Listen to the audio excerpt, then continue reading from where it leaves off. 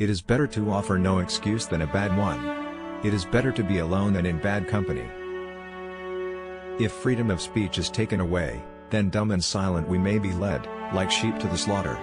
My mother was the most beautiful woman I ever saw. All I am I owe to my mother. I attribute my success in life to the moral, intellectual and physical education I received from her. We sainted Saint Tammany, King Tamerlane III, because he embodied moral perfection and every divine qualification that a deity could possess. I hold him in higher esteem than the saints of the Roman Catholic Church. He'll forever be the patron saint of America. A primary object should be the education of our youth in the science of government. In a republic, what species of knowledge can be equally important?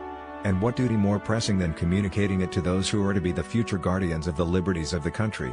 Be courteous to all, but intimate with few, and let those few be well tried before you give them your confidence.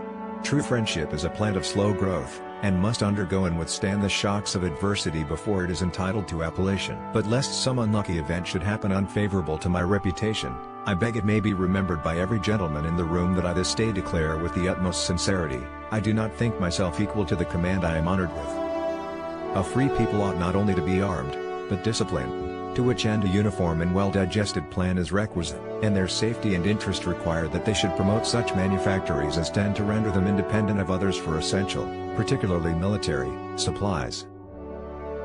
In politics as in philosophy, my tenets are few and simple. The leading one of which, and indeed that which embraces most others, is to be honest and just ourselves and to exact it from others, meddling as little as possible in their affairs where our own are not involved. If this maxim was generally adopted, wars would cease and our swords would soon be converted into reap hooks and our harvests be more peaceful, abundant, and happy. Human happiness and moral duty are inseparably connected.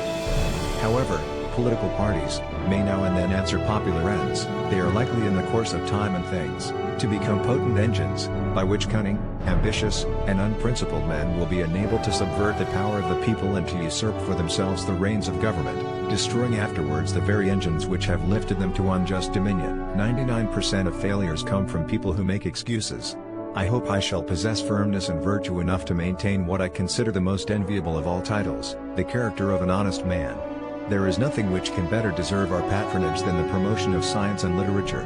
Knowledge is in every country the surest basis of public happiness. The harder the conflict, the greater the triumph. George Washington. Subscribe please. Thanks for watching Quotes.vr.